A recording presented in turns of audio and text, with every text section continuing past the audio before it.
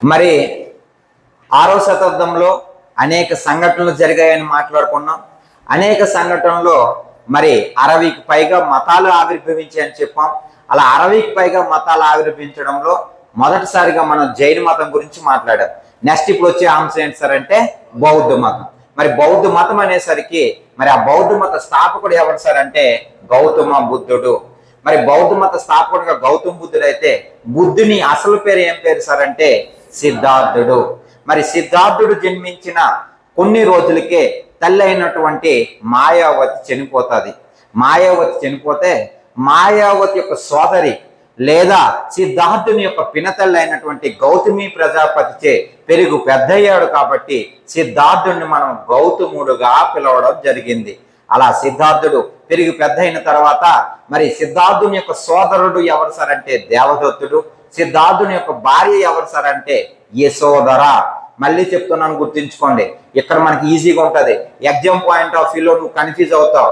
వర్తమాన మహావీరుని భార్య యశోద, గౌతమ బుద్ధుని భార్య యశోధర.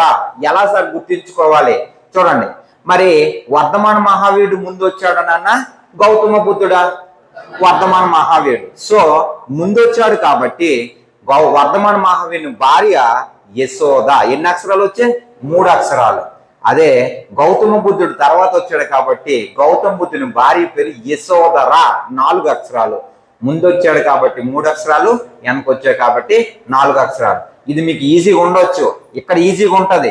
ఎగ్జామ్ హాల్లో యశోద యశోధర యశోద యశోధర అని అనుకొని తప్పులోని మంచి తప్పు పెట్టేసి రావడం జరుగుతుంది. ఓకే, వదిలేయండి. నెక్స్ట్ మరి గౌతమ బుద్ధుడికి మరి కుమారుడు పుట్టాడు. ఆ కుమారుడి పేరే రాహులుడు. ఎవరినన్నా? రాహులుడు. మరి ఇంకేంటి సార్, మరి గౌతమ బుద్ధుడు వివాహం చేసుకున్న మనోడు ఏదో కోల్పోయినట్టు అని ఆలోచిస్తూ ఉంటాడు. అలా గౌతమ బుద్ధుడు ఒకరోజు శుద్ధోదనుడు లేని సమయంలో కపిలవస్తు అనే ప్రాంతాన్ని సందర్శించాడు నాన్న. ఏ ప్రాంతాన్ని? ఈ కపిలవస్తు అనే ప్రాంతాన్ని సందర్శించినప్పుడు ప్రీవియస్ లో నీకు అడిగే క్వశ్చన్, గౌతమ బుద్ధుడు కపిలవస్తు అనే ప్రాంతాన్ని సందర్శించినప్పుడు చూసిన దృశ్యాల్ని వరుస క్రమంలో అమర్చమన్నాడు. చూసిన దృశ్యాల్ని వరుస క్రమంలో అమర్చని అన్నాడు. ఏంటి సార్ అసలు చూశాడు అంటే, ఒకరు ఎవరు సార్ అంటే వృద్ధుడు, మరొకరు ఎవరు సార్ అంటే రోగి, మరొకరు ఎవరు సార్ అంటే శవం, మరొకరు ఎవరు సార్ అంటే సన్యాసి. చూడండి నాన్న, మరి వృద్ధుడు, రోగి, శవం, సన్యాసి. ఎలా సార్ గుర్తించుకోవాలి ఒక్కసారి చూడండి. మరి వయసు అయిపోయిన ముసలి వాళ్ళకి లేదా వృద్ధులకి ఇమ్యూనిటీ పవర్ ఎక్కువ ఉంటుందా తక్కువ ఉంటుందా? తక్కువ ఉంటుంది. రోగాలు వస్తాయి రావా? వచ్చిన రోగాలు తగ్గిపోతాయా? తగ్గవు. చనిపోతారు లేదా? అంటే వృద్ధుడు, తర్వాత రోగి, తర్వాత శవం. చిట్ట చివరిది ఏంటి? సన్యాసి. అలా ఉదాహరణకి వచ్చిన రోగాలన్నిటిలో తగ్గనిది మీ అందరికి బాగా తెలిసిన ఒక రోగం ఉంది. అది ఏంటన్నా? AIDS, AIDS. ఎయిడ్స్ని కలిగించే వైరస్ ఏదంటే HIV, హ్యూమన్ ఇమ్యూనో వైరస్. ఎవరైనా చెప్పండి, ఎయిడ్స్ వ్యాధిని కనుగొన్నది ఎవరు? ఎయిడ్స్ వ్యాధిని కనుగొన్నది ఎవరు? చెప్పిన వాళ్ళకి 100 rupees Dairy Milk chocolate. AIDS వ్యాధిని కనుగొన్నది ఓకే వదిలేయండి, లూక్ మ్యాట్ న్యాయర్. ఎవరో? Luc Montagnier. అదే HIV క్రిమిని లేదా HIV వైరస్ ను కనుగొంది ఎవరంటే రాబర్ట్ గాలో. ప్రపంచంలో మొట్టమొదటిసారిగా HIV పేషెంట్ ఎక్కడ గుర్తించారు సార్ అంటే అమెరికాలో గుర్తించడం జరుగుతుంది. భారతదేశంలో అయితే చెన్నైలో గుర్తించడం జరుగుతుంది. మిగతాది మీ బయాలజీ సార్ చెప్తాడు. ఇక్కడికి వచ్చేయండి. రైట్, చూడండి. మరి కపిలవస్తు అనే ప్రాంతాన్ని సందర్శించినప్పుడు మరి గౌతమ బుద్ధుడు చూసిన దృశ్యాలు 1, 2, 3, 4. ఎప్పుడైతే ఈ దృశ్యాలను చూశాడో మనోడు మనసు చలించిపోయింది. వెంటనే మరి మనోడు ఇల్లుని విడిచిపెట్టి వెళ్ళిపోయాడు. ఎన్నో ఏట సార్ అంటే 29వ ఏట. మరి ఏంటి సార్, మరి బుద్ధుడు 29వ ఏట ఇల్లుని విడిచిపెట్టి వెళ్ళిపోవడాన్ని ఏమని పిలుస్తారు సార్ అంటే నిష్క్రమణ. ఏమని పిలుస్తారు నాన్న? మహాభి నిష్క్రమణ అని పిలవడం జరుగుతుంది. మరి చూడండి సార్, ఎన్నో ఏట? మరి ఆయన ఎన్నో ఏట అని చెప్పుకున్నాం నాన్న? 30వ ఏట. ఎన్నో ఏట? 30 ఏట. నెక్స్ట్ 29వ ఏట ఇల్లుని విడిచిపెట్టి వెళ్ళిపోయినప్పుడు మరి గౌతమ బుద్ధుడికి సహకరించిన గుర్రపు రథ సారథి ఎవరు సార్ అంటే చెన్నడు. ఎవరినన్నా? చెన్నడు అనే గుర్రపు రథ సారథి సహకారంతో వెళ్ళిపోతాడు. మరి బుద్ధుని యొక్క గుర్రం ఏమని అంటున్నాడు? బుద్ధుని యొక్క గుర్రం పేరు కంతక. ఏనన్నా? మరి చరిత్రలో నువ్వు గుర్తించుకోవాల్సిన గుర్రాలు 3. 1 కంతక, 2 బ్యూసోఫెలాస్, 3 చాతక్. 3 ఏంటి? చాతక్. మరి కంతక ఎవరి గుర్రం పేరు అని చెప్పుకున్నా? మరి బ్యూసోఫెలాస్ ఎవరి యొక్క గుర్రం పేరు సార్ అంటే అలెగ్జాండర్ యొక్క గుర్రం పేరు ఏం పేరు సార్ అంటే బ్యూసోఫెలాస్. మరి చాతక్ ఎవరి గుర్రం సార్ అని అంటే రాణా ప్రతాప్ సింగ్. ఎవరన్నా? రాణా ప్రతాప్ సింగ్. అక్బర్ యొక్క గుర్రం పేరు కూడా చాతక్కే. రాజా రంజిత్ సింగ్ యొక్క గుర్రం పేరు కూడా చాతక్కే. ఓకేనా సార్? రైట్, కంటెంట్ లోకి రండి. మరి ఎన్నో ఏట ఇల్లు విడిచిపెట్టి వెళ్ళిపోయాడు? దాన్ని ఏమని పిలిచాం మనం? మహాభి నిష్క్రమణ. మరి గుర్రాన్ని నడిపించిన రథసారథి గుర్రం పేరు వెళ్ళాడు. వెళ్ళిపోయిన తర్వాత సుమారుగా మనోడు 6 సంవత్సరాలు మరి దేశ సంచరి తిరుగుతూ ఉంటాడు. ఆ తర్వాత ఏమైంది సార్ అంటే తన 35వ ఏట, ఎన్నో ఏటనన్నా? 35వ ఏట. మరి తన 35వ ఏట ఎక్కడ సార్ అని అంటే మరి గయా. ఎక్కడన్నా?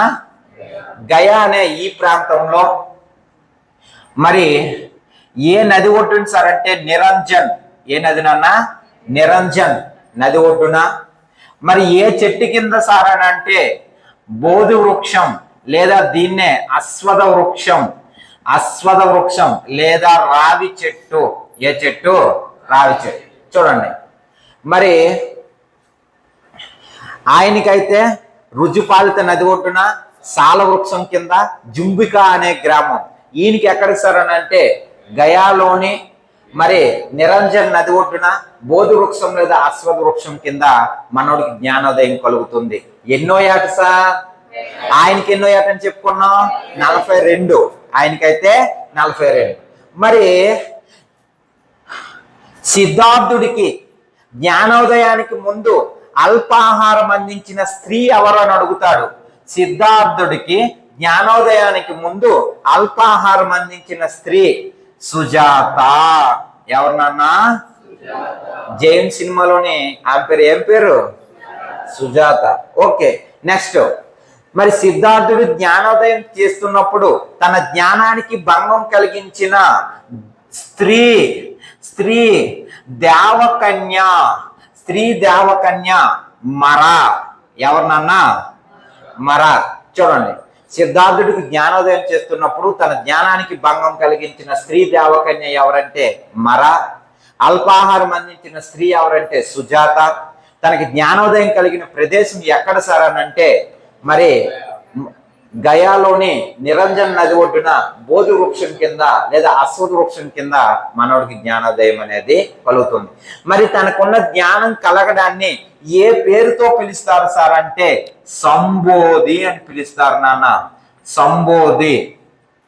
గౌతమ బుద్ధుడి గురించి చదివినప్పుడు మోస్ట్ ఇంపార్టెంట్ ఏంటంటే పదజాలాలు.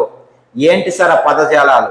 1 మహాభి నిష్క్రమణ, 2 సంబోధి, 3 ధర్మచక్ర పరివర్తన్, 4 మహాపరినిర్యాణం. ఈ 4 వీటి గురించి గుర్తించుకోవాలి. చెప్తాను, వెయిట్ చేయండి. ఇప్పుడు రెండోది ఏమనుకున్నాం మనం? సంబోధి. ఇల్లుని విడిచిపెట్టి వెళ్ళిపోవడాన్ని మహాభి నిష్క్రమణ. ఓకేనా? రైట్. చూడండి, మరి జ్ఞానోదయం పొందడాన్ని అయితే సంబోధి. మరి తన జ్ఞానోదయం పొందాడు కదా, తనకున్న జ్ఞానాన్ని తన శిష్యులకు బోధించాలా బోధించకూడదా? బోధించాలి. మరి తన శిష్యులకు బోధించడాన్ని ఎక్కడ సార్ బోధించాడు సార్ అంటే చూడండి, మరి సారనాథులోని ఎక్కడన్నా సారనాథులోని జింకల వనంలో మనోడు తన శిష్యులకు బోధిస్తాడు నాన్న. ఆ శిష్యులకు బోధించడాన్నే ధర్మ చక్ర పరివర్తన అని పిలుస్తారు నాన్న. ఏమని పిలుస్తారు? ధర్మచక్ర పరివర్తన అని పిలుస్తారు. పదజాలాలు చెప్పని ఇప్పుడే గుర్తుంది కదా. 1 మహాభినిష్క్రమణ, 2 సంబోధి, 3 ధర్మచక్ర పరివర్తన. తన శిష్యులకి జ్ఞానోదయాన్ని బోధించాడు. అయితే మరి సిద్ధార్థుడు బౌద్ధ మతంలో కొద్దిమంది ప్రముఖుల్ని చేర్చుకున్నాడు. మోస్ట్ ఇంపార్టెంట్ ఏంటి సార్? బౌద్ధ మతంలో చేరిన తొలి మహిళ ఎవరు సార్ అంటే గౌతమి ప్రజాపతి. ఎవరన్నా? గౌతమి ప్రజాపతి. మరి బౌద్ధ మతంలో చేరిన తొలి వేశ్య ఎవరు సార్ అంటే ఆమ్రపాలి. ఎవరినన్నా? ఆమ్రపాలి. మరి బౌద్ధ మతంలో చేరిన తొలి బందిపోటు దొంగ అంగుళిమాల. ఎవరినన్నా? అంగుళిమాల. చూడండి, తొలి మహిళ అయితే గౌతమి ప్రజాపతి, తొలి వేశ్య అయితే ఆమ్రపాలి, తొలి బందిపోటు దొంగ అయితే అంగుళిమాల. అలాగే తొలి రాజ కుటుంబీకుడు లేదా ధనికుడు, తొలి రాజ కుటుంబీకుడు అనంత రాజ్య పిండిక. చూడండి, తొలి వేశ్య అయితే ఆమ్రపాలి, తొలి మహిళ అయితే గౌతమి ప్రజాపతి, తొలి బందిపోటు దొంగ అయితే అంగుళిమాల, తొలి రాజవంశ కుటుంబానికి చెందిన వాడైతే అనంతరాజ్య పిండిక. ఓకేనా సార్? రైట్. నెక్స్ట్ మరి ఇంకేంటి సార్? మరి గౌతమ బుద్ధుడు తన శిష్యులకు జ్ఞానోదయం బోధించాడు. ఆ తర్వాత చాలా మంది ప్రముఖుల్ని బౌద్ధ మతంలో చేర్చుకున్నాడు. అలా చేర్చుకున్న తర్వాత తన 80వ ఏట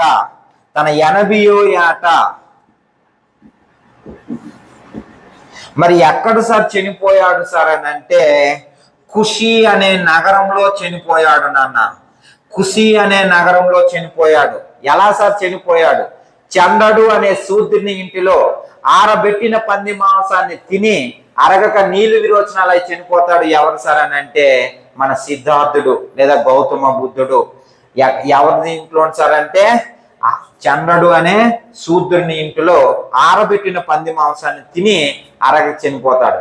లాస్ట్ టైం గ్రూప్ 2లో అడిగే క్వశ్చన్, ఆరబెట్టిన పంది మాంసాన్ని సంస్కృతంలో ఏ పేరుతో పిలిచారని అడిగాడు. ఆరబెట్టిన పంది మాంసాన్ని సంస్కృతంలో ఏ పేరుతో పిలిచారు చెప్పండి ఎవరైనా? అబ్బాయిలు చెప్తారు మీరు. వెరీ గుడ్ నాన్న, రైట్ ఆన్సర్, వెరీ గుడ్ నాన్న. సుకుర ముద్దోవా ఏమని పిలుస్తారో సుకుర ముద్దోవా అని పిలవడం జరుగుతుంది నాన్న. ఓకేనా? రైట్. ఆరబెట్టిన పంది మాంసాన్ని ఏ పేరుతో పిలుస్తారు సార్ అంటే సుకుర ముద్దోవా. ఎన్నో ఏట చనిపోయాడు? మరి ఆయన ఎన్నో ఏట? మరి 80వ ఏట ఏ నగరంలో చనిపోయాడు? కుషినగరంలో. మిమ్మల్ని కోచింగ్ సెంటర్లోని ఇలాంటి అద్భుతమైన ఇన్స్టిట్యూట్ లో ఎందుకు జాయిన్ అవ్వమంటారు అంటే మన ఇంటి దగ్గర ఓన్గా చదువుకుంది వేరు, ఇక్కడ మనం చదువుకుంది వేరు. ఇక్కడ నీకు కొన్ని ట్రిక్స్ నేర్పిస్తారు. ఫర్ ఎగ్జాంపుల్ చిన్న ట్రిక్ 1 నిమిషంలో నుంచి వినండి. ఉదాహరణకి వర్ధమాన మహావీరుడు ఎక్కడ చనిపోయాడు? పావాపూరిలో. సిద్ధార్థుడు ఎక్కడ చనిపోయాడు? కుషిలో. పావలో వా ఉంది కాబట్టి వర్ధమానుడు చనిపోయాడు. కుషిలో సి ఉంది కాబట్టి సిద్ధార్థుడు చనిపోయాడు. గుర్తించుకు, ఇంకా లైఫ్ లో మర్చిపోవు ఇంకా. ఓకేనా? రైట్. పావలో వా ఉంది కాబట్టి వర్ధమానుడు, కుషిలో సి ఉంది కాబట్టి సిద్ధార్థుడు చనిపోవడం అనేది జరిగింది. ఈయనైతే 80వ ఏట, ఆయనైతే 72వ ఏట చనిపోయాడు. ఈయన ఇల్లుని విడిచిపెట్టి వెళ్ళిపోయింది ఎప్పుడు? 29. ఆయనైతే మరి ఈయన మరణాన్ని ఏ పేరుతో పిలుస్తారు సార్ అంటే మహా పరినిర్యాణం. ఏమని పిలుస్తారు నాన్న? మహాపరినిర్యాణం అని పిలవడం జరుగుతుంది. ఓకేనా సార్? చూడండి, ఇప్పుడు 4 మళ్ళీ చెప్తున్నాను, గుర్తించుకోండి. బుద్ధుడు ఇల్లుని విడిచి వెళ్ళిపోవడాన్ని మహాభినిష్క్రమణ అని, బుద్ధుడికి జ్ఞానోదయం పొందడాన్ని సంబోధి అని, తనకున్న జ్ఞానాన్ని తన శిష్యులకు బోధించడాన్ని ధర్మచక్ర పరివర్తన అని, బుద్ధుడు మరణాన్ని మహాపరినిర్యాణం నిర్యాణం అని పిలవడం జరుగుతుంది.